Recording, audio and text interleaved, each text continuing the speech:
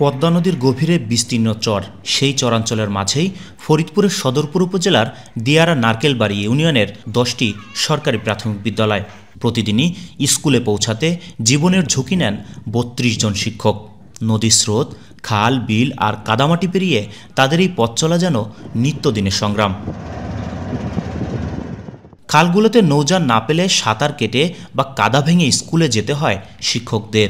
নেই আবাসন, নেই চর ভাতা বা ঝুঁকি ভাতা, যা দীর্ঘদিন ধরেই দাবি করে আসছেন তারা। কোমর সমান পানি ভিজেও পার হয়েছি, সারাদিন স্কুলে আমি পানিতে ভিজে ক্লাস করছি।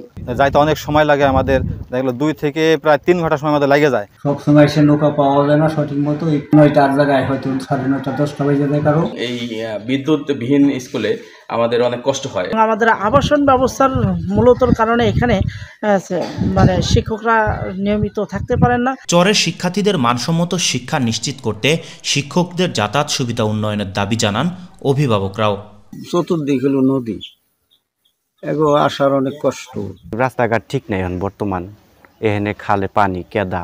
অনেক কষ্ট করে মাস্টার আহে অথবা পোলাফানো লেখাপড়া করে। চতুর্থ সাইডে পদ্মা, নৌকা ছাড়া এখানে আসার কোনো পদ্ধতি নাই। চরাঞ্চলের ভৌগোলিক বাস্তবতায় স্থানীয় বা চরের স্থায়ী শিক্ষকদের নিয়োগ দিলে এই ভোগান্তি কমবে বলে মনে করেন স্থানীয় ইউনিয়ন পরিষদের চেয়ারম্যান।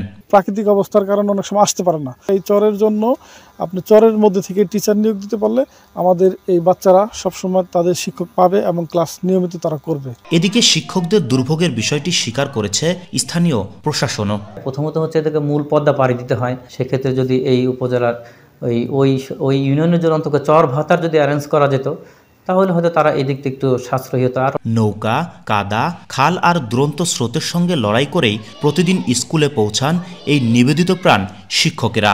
দায়িত্ববোধ আর শিক্ষার্থীদের প্রতি গভীর ভালোবাসা থেকেই তারা প্রতিকূলতাকে জয় করে এগিয়ে যাচ্ছেন। শফিকুল ইসলাম, জনি, মাই টিভি, ফরিদপুর।